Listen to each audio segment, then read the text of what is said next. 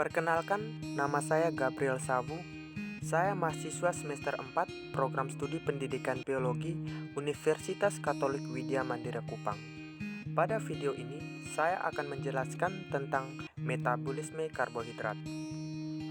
Karbohidrat yang masuk ke dalam tubuh kita bersumber dari makanan yang kita makan setiap hari, seperti nasi, gandum, dan juga ubi-ubian. Jadi, karbohidrat merupakan sumber energi terutama selain protein dan lemak. Dalam sistem pencernaan, karbohidrat yang masuk dalam bentuk kompleks akan dipecah-pecah dahulu menjadi bentuk yang sederhana, yaitu monosakarida, sehingga nanti bisa digunakan oleh tubuh sebagai sumber energi. Misalnya, karbohidrat yang masuk dalam tubuh kita seperti laktosa, maltosa, dan sukrosa. Dalam usus halus, semuanya itu akan dihidrolisis. Misalnya laktosa akan dihidrolisis menjadi galaktosa, sedangkan maltosa akan dihidrolisis menjadi glukosa, dan sukrosa menjadi fruktosa. Semuanya ini akan melakukan reaksi sehingga menjadi energi, di mana galaktosa akan dikonversi dulu menjadi glukosa 1-fosfat, lalu menjadi glukosa 6-fosfat, kemudian akan melakukan reaksi glikolisis. Sedangkan glukosa akan diubah menjadi glukosa 6-fosfat dan langsung melakukan reaksi glikolisis. Sedangkan untuk fruktosa akan diubah dulu menjadi triose fosfat, lalu dapat melakukan reaksi glikolisis, ataupun diubah menjadi fruktosa 6-fosfat, lalu akan masuk ke dalam reaksi, yaitu reaksi glikolisis. Distribusi karbohidrat setelah makan. Jadi, glukosa akan didistribusi untuk membentuk ATP, atau kalau berlebihan akan disimpan. Pada saat untuk sintesis ATP, glukosa akan dibagi-bagi ke organ-organ lain, seperti otak, ginjal, dan otot, untuk pembentukan energi. Tapi, jika di saat glukosa berlebihan, maka akan disimpan di hati atau otot dalam bentuk glikogen. Dan seandainya jika di otot dan hati sudah penuh, maka akan disimpan dalam jaringan lemak dalam bentuk trigliserida.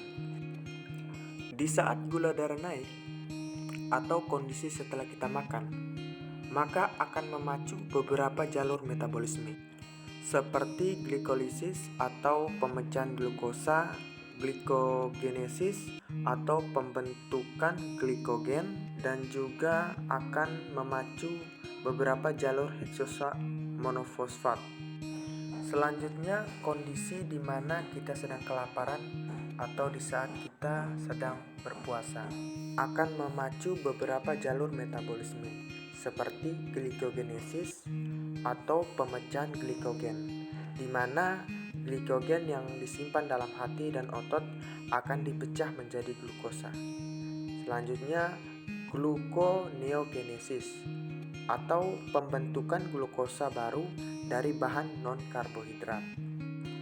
Jadi, karbohidrat yang masuk dalam tubuh kita akan mengalami tahapan-tahapan reaksi sebelum akhirnya diubah menjadi energi.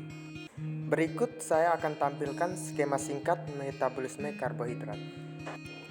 Jadi, karbohidrat yang sudah dipecah menjadi monosakarida, terutama glukosa, akan langsung mengalami proses glikolisis, di mana glukosa dengan dibantu enzim dan menggunakan energi sebanyak 2 ATP yang terjadi sebanyak 4 kali reaksi, maka glukosa diubah menjadi gliseraldehid 3-fosfat. Selanjutnya, dari gliseraldehid 3-fosfat terjadi lagi 5 kali reaksi, di mana mereduksi NAD menjadi NADH dan menghasilkan asam pirufat dan juga 4 molekul ATP. Selanjutnya, asam pirufat akan diubah menjadi asetil koenzim A melalui tahapan dekarboksilasi oksidatif. Kemudian masuk ke dalam siklus Krebs untuk menghasilkan energi yang lebih banyak. Sedangkan sisa dari glukosa atau glukosa yang lebih akan disimpan. Dan jika Sewaktu-waktu dibutuhkan seperti di saat kita puasa atau kelaparan, maka akan digunakan lagi. Seperti glukosa atau glukosa 1-fosfat. Melalui tahapan glikogenesis diubah menjadi glikogen dan disimpan di hati dan otot. Dan jika dibutuhkan lagi, maka akan diubah lagi menjadi glukosa 1-fosfat melalui tahapan glikogenesis. Dan glikogen yang sudah diubah menjadi glukosa 1-fosfat melalui tahapan glikolisis dapat digunakan lagi untuk menghasilkan energi yang lebih banyak. Sedangkan gliserol 3-fosfat dapat diubah menjadi gliserol. Selanjutnya diubah menjadi trigliserida dan disimpan dalam jaringan lemak melalui proses lipogenolisis.